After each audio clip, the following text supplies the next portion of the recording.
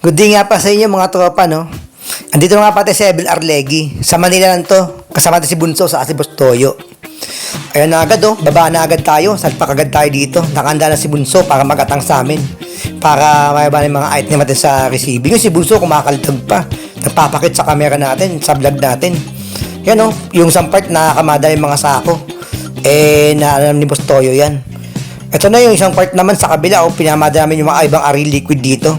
Para makamada na maayos yan. Binato-bato ko na sa kanya yan para mabilis na kayo matapos. Kasi kung matagal lang kami, kailangan bilisan kasi coding kami. Hindi kayo pwede magtagal sa Maynila kasi mahuhuli talaga kami dito ng coding. Kaya pinaspasan na namin talaga to. Ito yung sako, kaya huwag paawat, di mali-mali yung sako ko para mabilis tayo. Sabi ni Kuya, tama Joy, 4 lang. Sabi ko, Kuya, huwag ka mag-alala, malakas ang painante mo, kayang-kaya ko yan. Huwag ka mag-alala sa akin para mabilis tayo matapos. Kaya yan, no.